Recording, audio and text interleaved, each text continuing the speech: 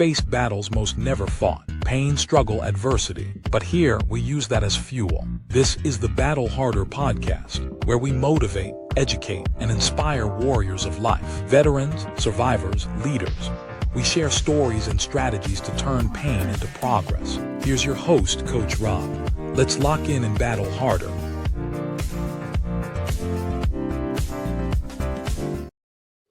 What is up, guys? It's your host, Coach Rob, here on the Battle Harder podcast, where I hope to motivate, educate, and inspire you to become the best version of yourself. Today's show, we have the opportunity to have another veteran on the show. You know I love talking to my veteran community, and as a veteran, I had the honor of being on his show. So, we'll link that episode. Make sure you go listen to that and support him. We're going to get into a few things about his life, as we actually kind of on similar paths with stuff that happened, and that's why I wanted to share his point of view of things. So I'd like to welcome to the show Brandon Held. Brandon, thanks for being here. Thanks for having me, Rob.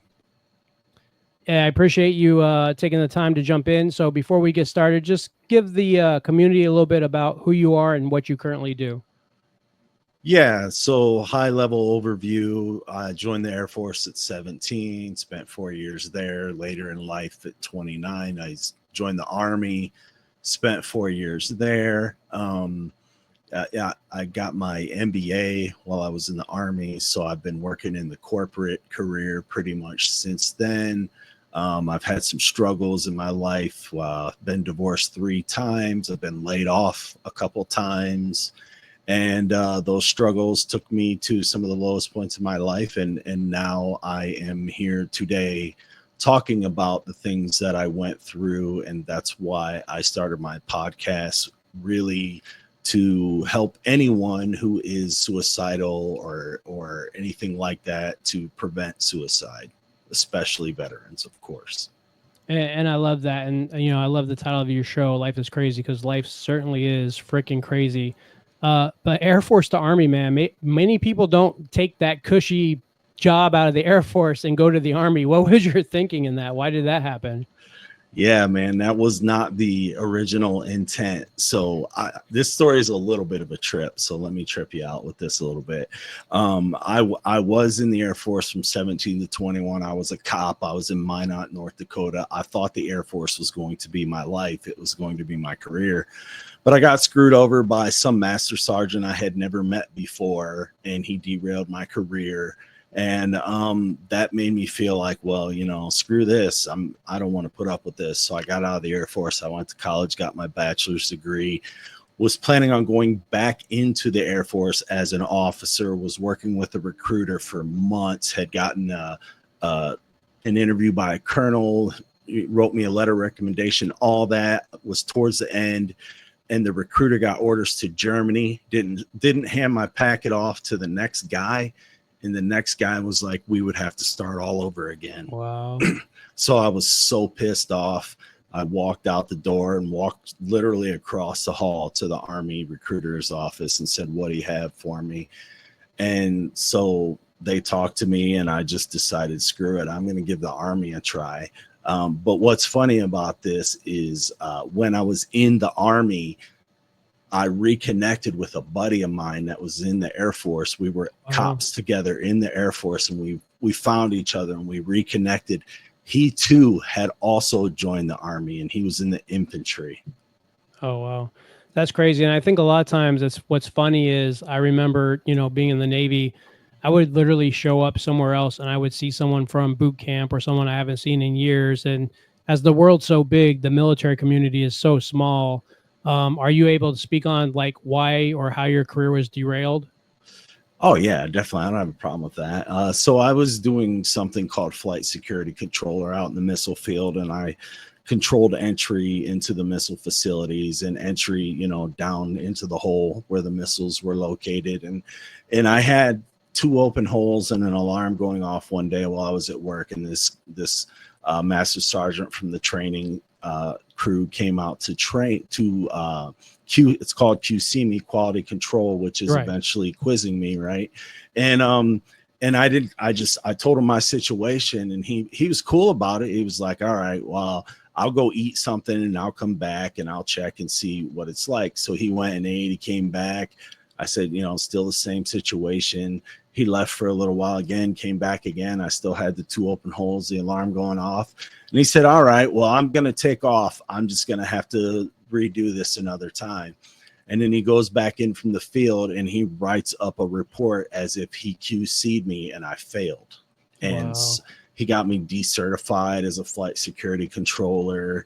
And I got written up and all this stuff happened, and none of it was true. I didn't just give up there. Like I was an athlete and I knew the commander, the colonel by name, and he knew me. And so I went to his office and I told him, I said, sir, this is bullshit. This is, you can quiz me on anything and I can answer everything. And he just looked at me and he said, Airman Held, if I can't believe a master sergeant over an airman first class, my Air Force is broken. And so which it is. I mean, that happens all the time across the board in military communities. And it sucks because they're more willing to take the information from an officer or a senior enlisted over us normal guys because, they're officers. And a lot of times the officers are fucking stupid as shit and they don't know their ass from a hole in the ground. But we have to suffer for that, especially if you make them look stupid or something. And so I've been to captain's mast 3 times, and out of the 3 times, only one was like actually my fault. So my last command, I was in Japan and I was in charge of the main gate. So all access for the main gate. I was the main gate supervisor. As you know, I was a military cop too, so we have that in common. I know about flight line security and all that good stuff. But so they had just came out with this new system that when someone came into the gate through walking, you actually had to scan their card, their ID card, and it would pop up on the computer and show you if it's active, what's their command, who their husband or wife is, or everything.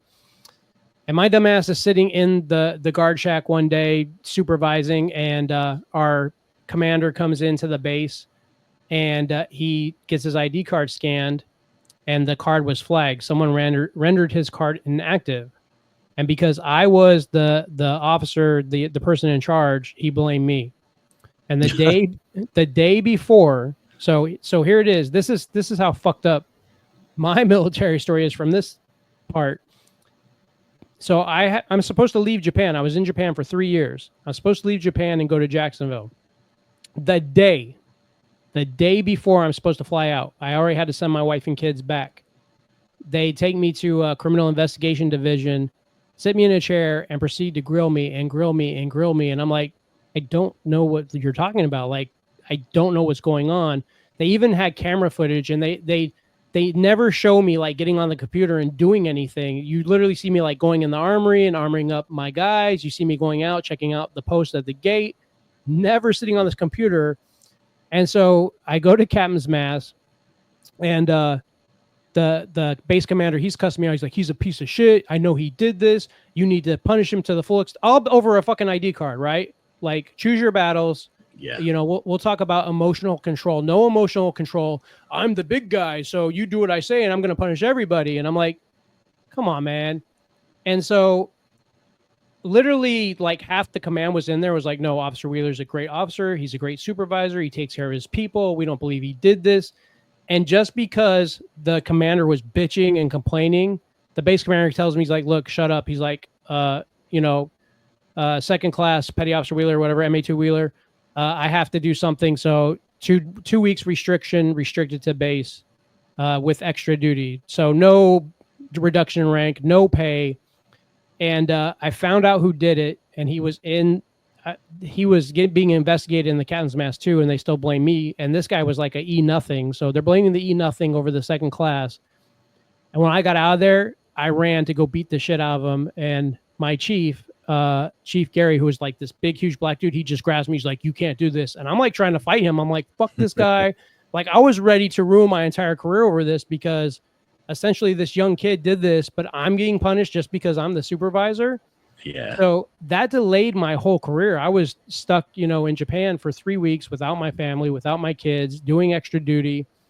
And because I guess I worked my ass off, we worked for physical security and had to clean out a bunch of shit and set up for parades and all this crazy shit.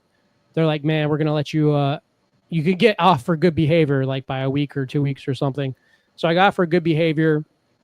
I go to Jacksonville, and when I get there, I get a call. We're going to Iraq the next day, and I was just like, "Fuck, man!" Like that little thing just derailed me, and they didn't. So it sucks. You talk about paperwork and everything, especially with the recruiters. I don't know what you would call it in the Air Force, but we have Navy yeomen, and Navy yeomen are basically like the secretaries. They do all the paperwork, all the bullshit, all the orders.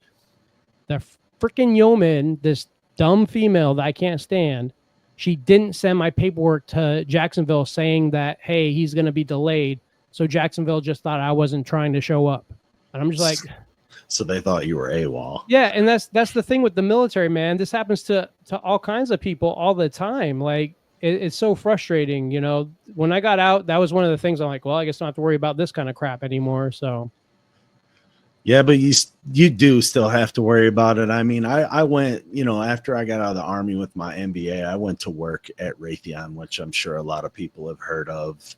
And I had a really terrible supervisor there. This woman was so full of shit. She lied all the time. And I finally went to HR over her and about her. And she actually gave me 2 years in a row of bad performance reviews.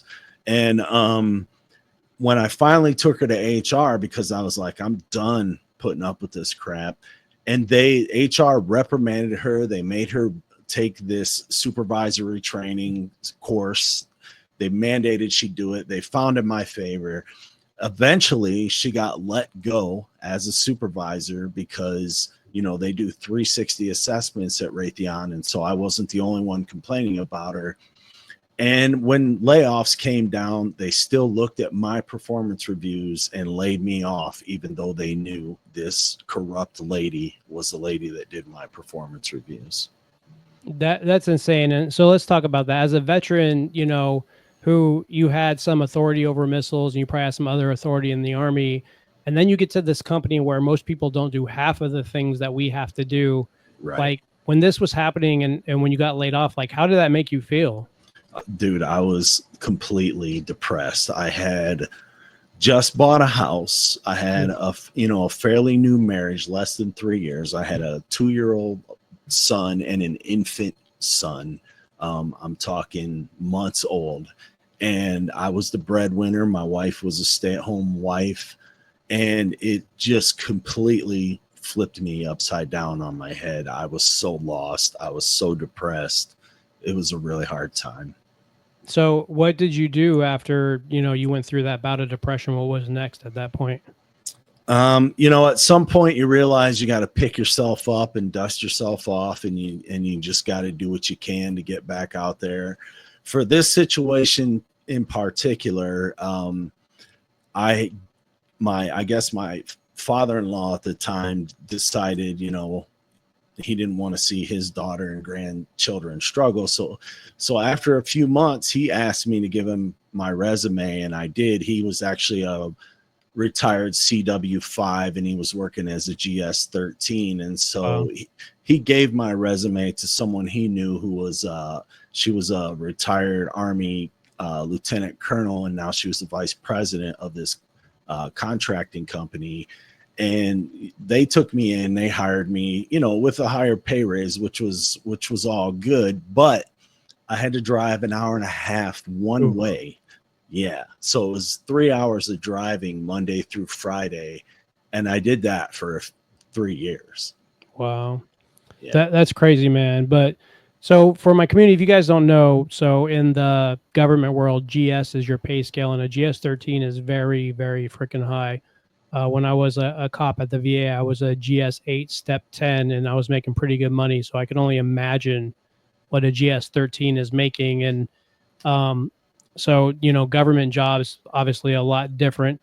We're going to take a short commercial break. When we get back, we're going to talk more with Brandon about some of the struggles he had in his life, and then how he got into doing podcasting and a little bit about his podcast. So stay tuned. We will be right back.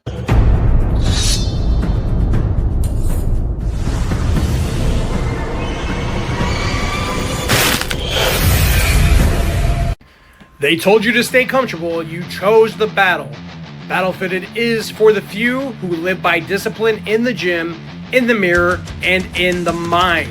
This isn't just fitness, it's transformation. From our coaching and mindset resources to apparel that speaks without saying a word, to keynotes that shake rooms awake, we train warriors, not followers. No fluff, no shortcuts, just real work, real change. If you're tired of talking about it, prove it. Lock in your first workout, grab your gear, book the mission at battlefittedbrand.com.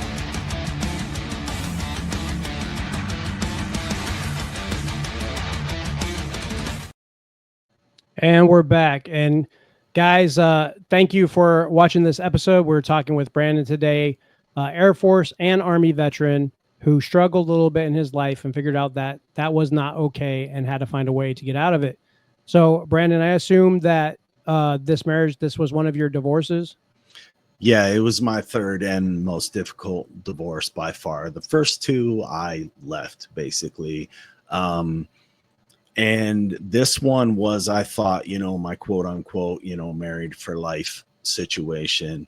And she told me, I told her, look, I've been divorced twice already. If I get married again, like, this has to be for life. I don't want to be a 3 divorced guy. And she was, she swore to me like, no, look, I'm committed. I'm Catholic. I will stay with you through thick and thin, and we'll build a family together. We'll build a life together. And, she said it enough that she convinced me that it was true. So I said, okay, let's get married. And we had kids right away. I mean, within the first year of marriage, we had our first son. And then within 3 years, we had 2 children. And, we were going through the marriage. I'm not going to say it was in any way, shape, or form perfect, because it wasn't. She was very needy. And, I was working my full-time job, and I was a personal trainer on the side. So I was hustling to take care of this family. And I was working hard, and I didn't have a lot of time. And of course, I also wanted to work out. I like to do things like play video games and stuff. So I just didn't want to just spend every second I had with her.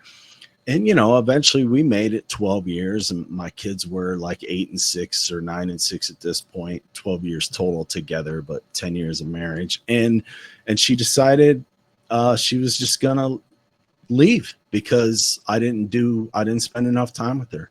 Wow. We didn't have a bad relationship. Nobody was abusive. Nobody, nothing bad happened between us. I just didn't spend enough time with her. So she decided to leave. Man, that's crazy. And I haven't really spoke to a veteran, because most of us, like for me, kind of similar situation. I got married. I went to A school, and for my community, if you guys don't know, when you're in the military and you go to get a specialization or a certain type of training, that would be like an A school or a C school. So I became a CB, which stands for Construction Battalion. If you don't know what that is, it's a pretty interesting job. I call it being a Marine who does construction, because the CB motto is we build, we fight. So basically, in a wartime situation, or I was at a amphibious construction battalion where if there was a disaster, we would go help out. So usually you build the base, the infrastructure, while protecting it, so the other troops can come in. You're the first one there and the last one out, so to speak. And I really didn't like that job. And luckily, I was able to transition to being a military police officer. But I met my ex-wife, my last wife, in that C school. She was a Navy dental tech. And at the time, a lot of times military members, not on purpose, but we make a bad decision when it comes to relationships, because it's either we're going to get extra money for marrying that person and we need that extra money, or, when it comes to orders, they don't always put you with your spouse. So for me, when I was talking to the detailer, they're like, well, if you can get married before this time, we can at least put you on the same coast. And I knew that I originally had orders to go back to my hometown of California. And if I was going to go back there, I knew too many females that I, thought I was in love with, or too many people. And I knew I wasn't going to stick with this woman at the time who was my girlfriend. So I proposed to her in December. We got married in February. I had my first child December 20. Oh no, yeah, I don't even know my daughter's birthday. December 22nd, 1999. December 22nd, 1999. I'm having my first daughter, and I was the kind of guy that was like, oh, I'm going to stay in it for the kids. I'm going to stay in it for the kids, and that wasn't the right decision, because ultimately, if you're not happy, if you're frustrated, if you're depressed, if you're angry in a relationship, it's not going to benefit your kids. It's really not going to, you just being there is not enough, right? So after 18 years and multiple times of us yelling and screaming and saying we're going to divorce and we're going to leave, and me looking for apartments and no, I'm going to fix this and say sorry and take the hit on what's wrong with our relationship because I want to be there for the kids. And so, an interesting perspective. If any of you guys out there are thinking about divorce or separation or just taking time apart, I want you to listen to this. So, I said to myself over and over again, I didn't want to get divorced because I didn't want to go through the hell of divorce, going to court, trying to go to mediation, child support, everything that moving to another house, because, being comfortable can also be a dangerous place. It can hurt us. It can keep us from going to where we need to go. And I ended up, after 18 years, getting a divorce anyway and going through that hell. So it didn't matter if I did it 3 years in or if I did it 18 years in, I still was going to go through the same thing.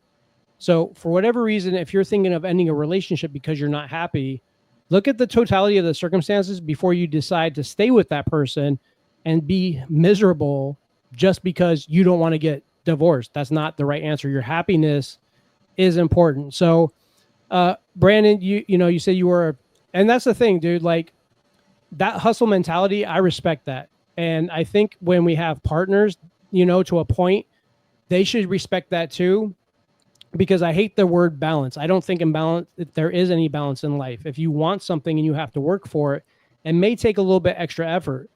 And with Battlefield and everything I'm building, I tell my wife, I'm like, look, you're supporting me. You're telling me, not to go get a full-time job and do this, like keep going, because she's seeing the proof of what I'm doing. Right.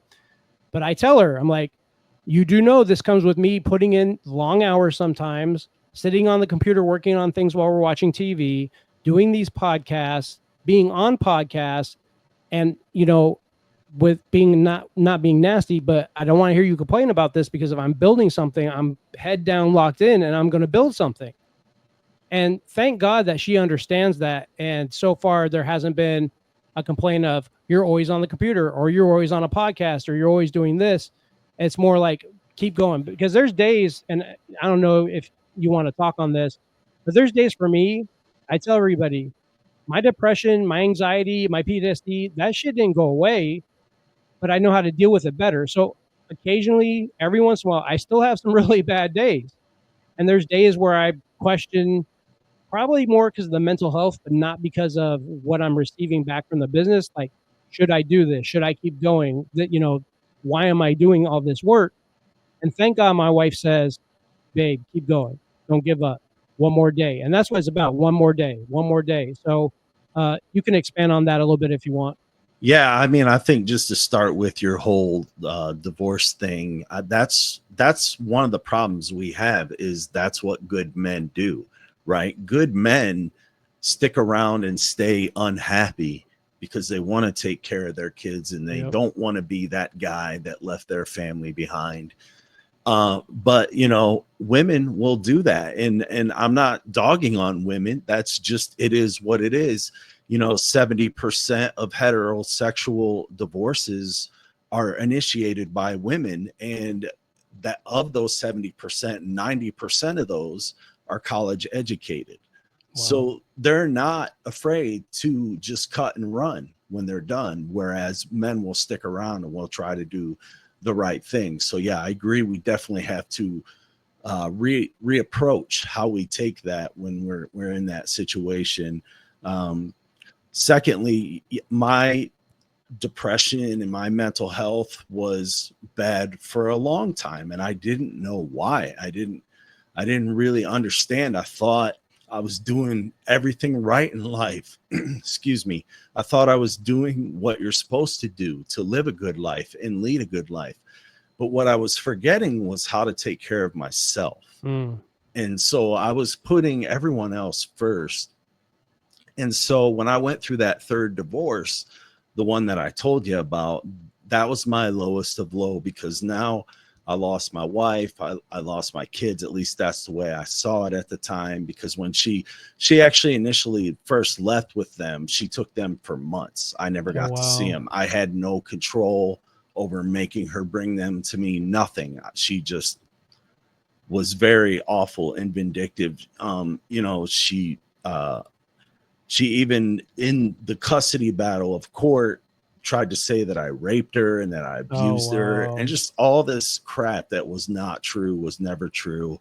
And I got laid off at that time again for the second time.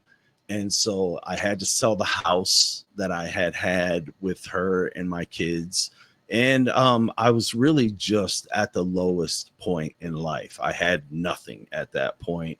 I mean, obviously my kids are still alive, and I would get to see them eventually after all the crap cleared. But I just really didn't feel like life was worth living anymore. And I did attempt to commit suicide. I downed a whole bottle of Ambien hoping it would kill me.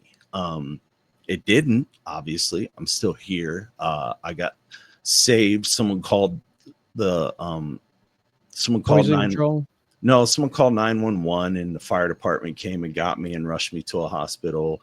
I don't even think I was going to die. I mean, really, because at that point it had been in my system, like, I don't know, 14 hours or something. And I wasn't dead yet, but I also just wasn't awake either. So I don't know. And so when I first woke up, I was angry and I was mad. And I thought, crap, I still have to live this life that I don't want to live because it's not working out for me.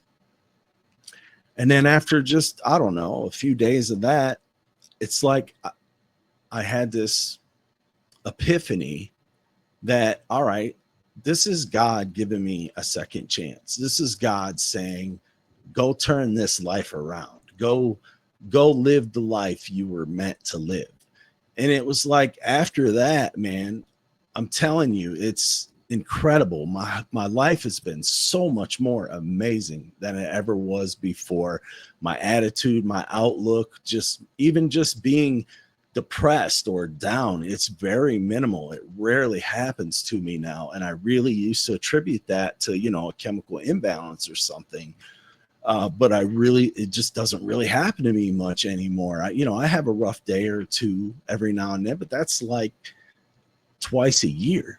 The rest of the time I'm really happy and I'm doing really well in life. And so, yeah, I feel I need to get out there and help other people who have gone through or are going through what, I went through and what you've gone through, and let them know it's not the end. You can still live a high quality, productive, happy life.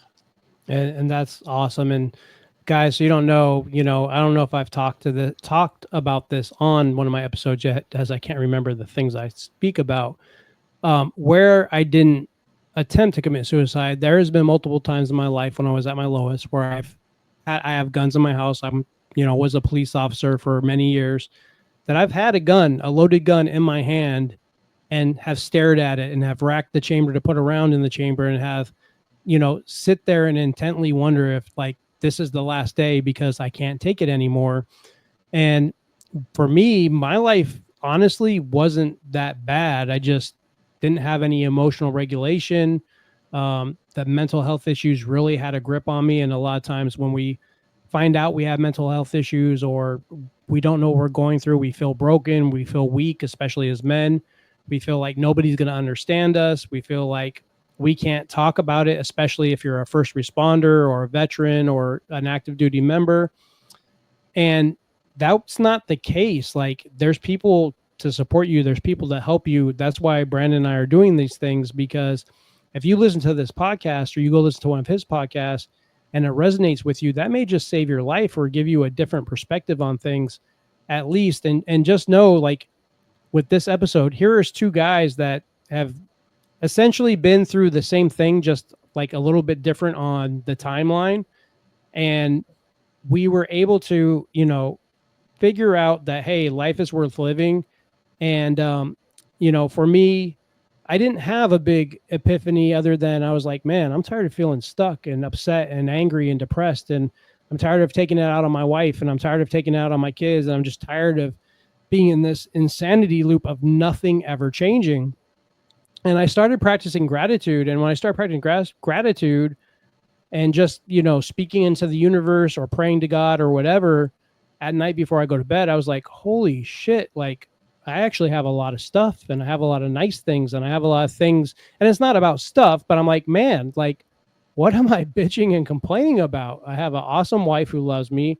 My kids are freaking amazing. I have a house to live in. I have food in my stomach. I have a car to drive. I typically have a car that's usually like 1 year, 2 years, than the current year. So decent vehicle, always has a warranty on it. Don't have to worry about repairs. I get to go to the gym. I get to lift weights. I get to speak.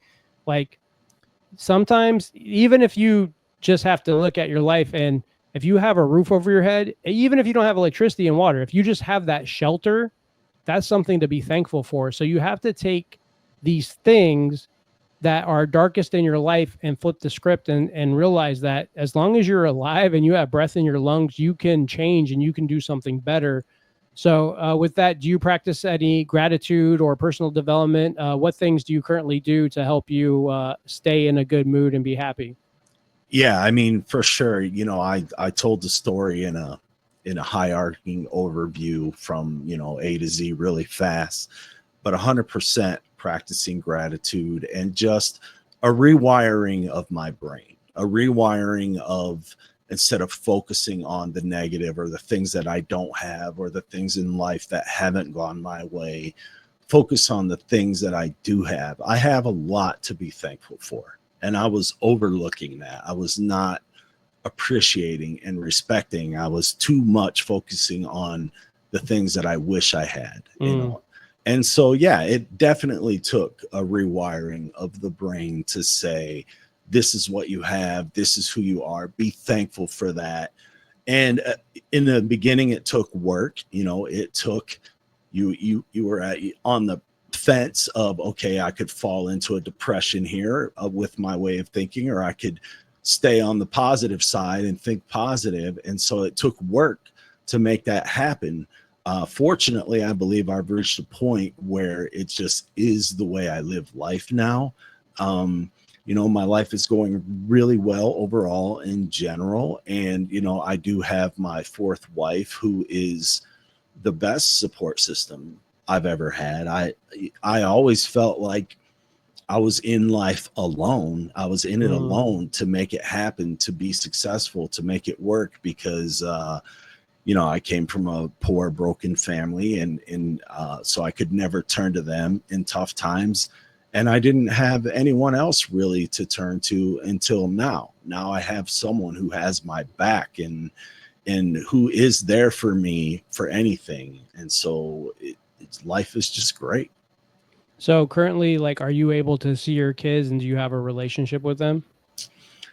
I do.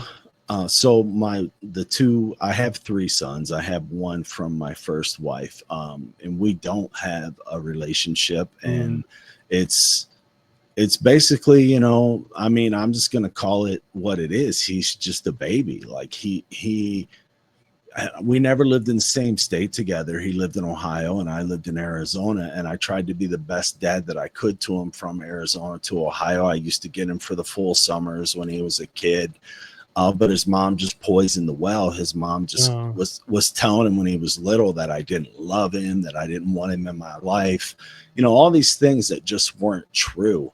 And so any little thing that I did, any little thing that I would let him down, he magnified it by tenfold. And so we just reached a point where, the dam bursts, and he was just behaving in a way that is too disrespectful, and I just can't take it. And I just told him, like, look, until you can grow up and be different, I'm not going to be a part of your life. So that is what it is. But yeah, my other two sons, one's about to be 18 and one is about to be 16. I have great relationships with them. And, I'm very happy for that. So I want to tell you guys listening to this, we're to, rewind this part and the part before that back. So the first part that Brandon was saying is so true. Like, we get stuck in that darkness, right? That insanity loop, like I said, and we don't think we can get out, right? And we keep, doing the same things over and over and over and over.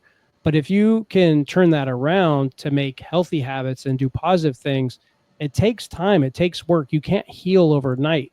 It took me 18 years plus 7 years with my, 8 years with my new wife, married for 1 year. It took me 8 years with her alone just to figure out how to get out of this insanity loop. And now that I'm out, it's so much worth it. You have to constantly work on yourself, and you have to be 1% better every day. And that's how we stack the wins.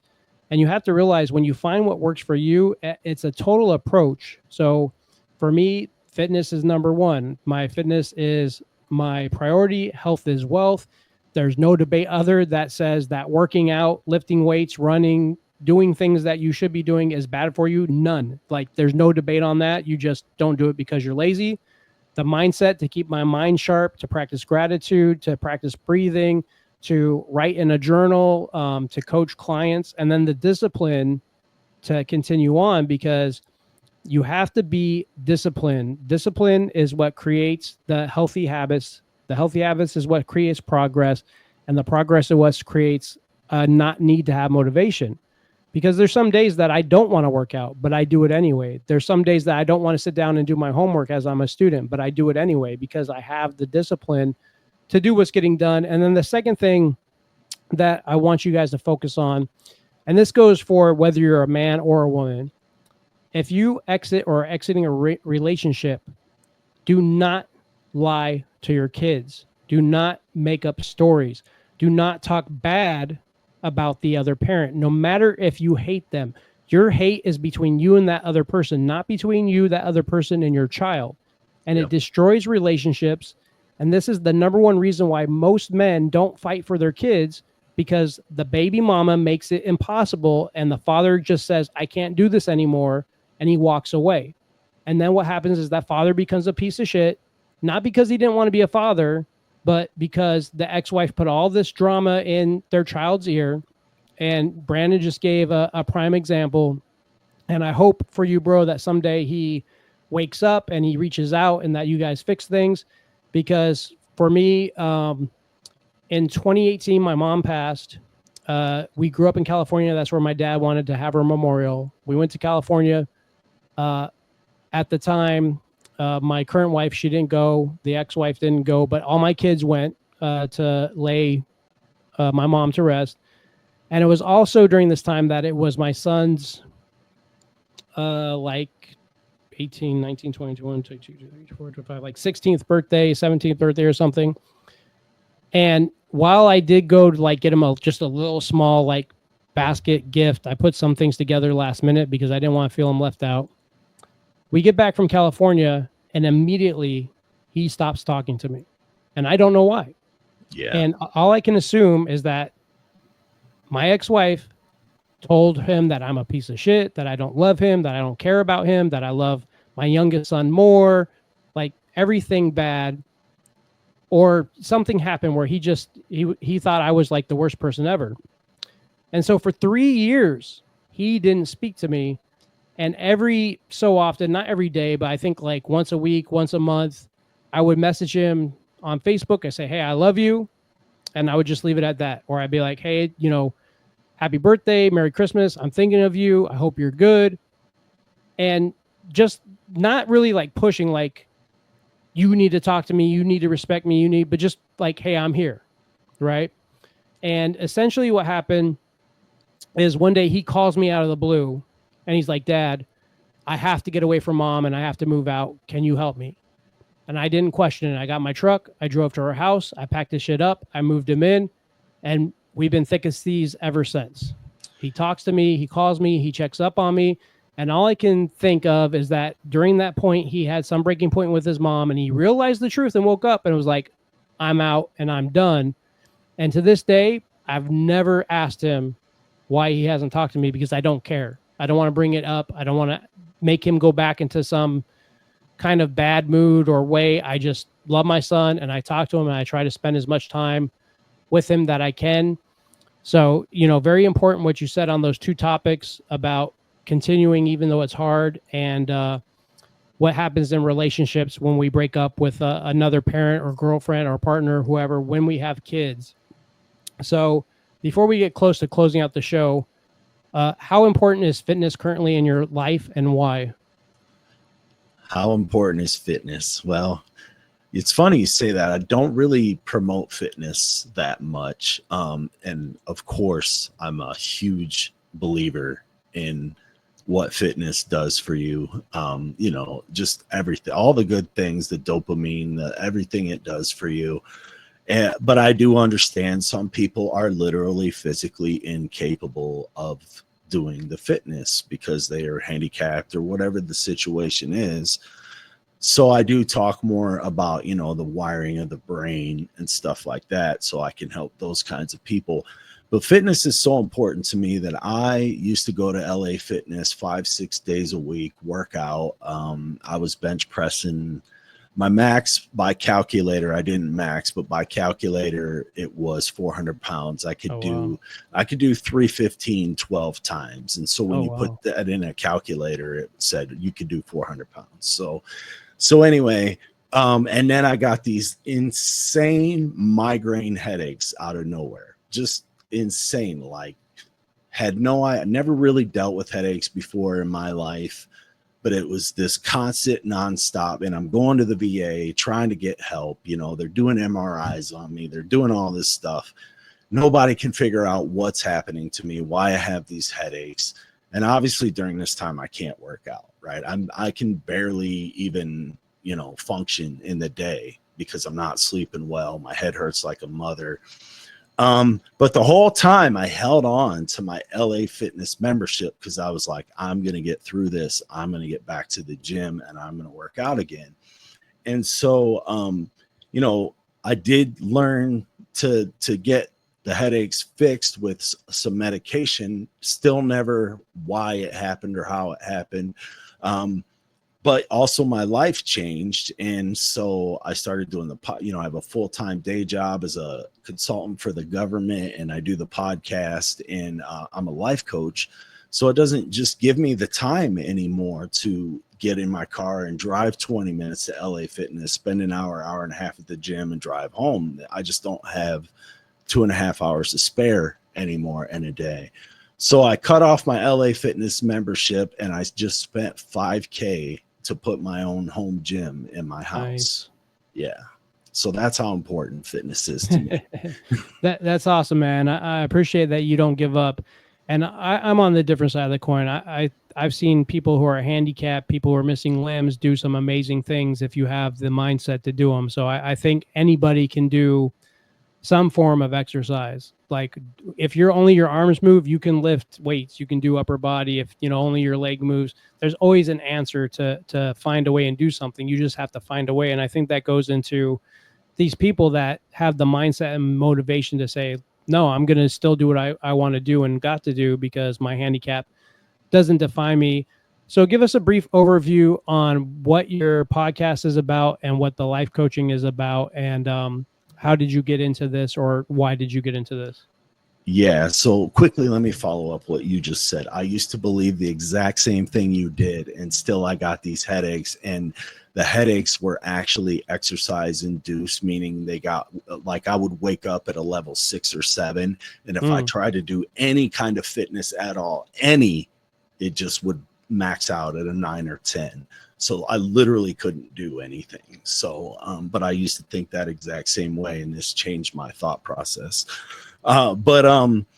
So my podcast came about because people kept telling me, Brandon, and we barely scratched the surface here, obviously, in this show. your life has been so crazy and unique, and you should write a book. You should tell that story. And I'm not a book writer. I sat down a couple times to give it a go. I just couldn't do it. I didn't have what it takes, but I do have the ability to speak. So I thought, well, I'm just going to speak my life story out in a podcast.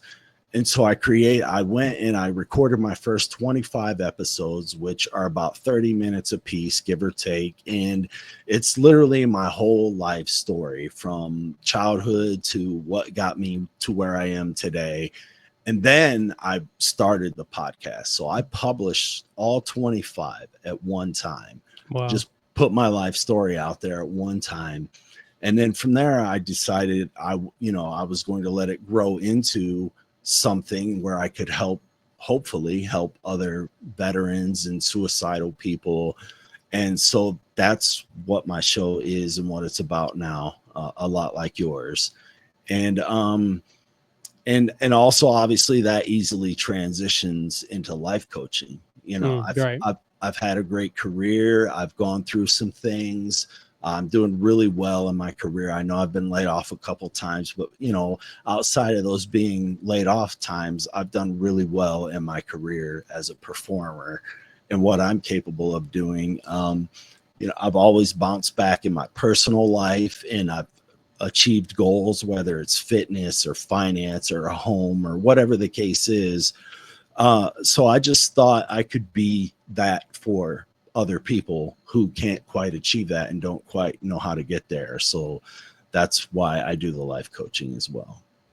That's amazing. And yeah, that's basically everything I talk about is on my podcast is an extension of my life coaching, because when people listen to my episodes, if it resonates with the person I had on, it may help them reach out to that person, or it may help them, be able to start to fix their life.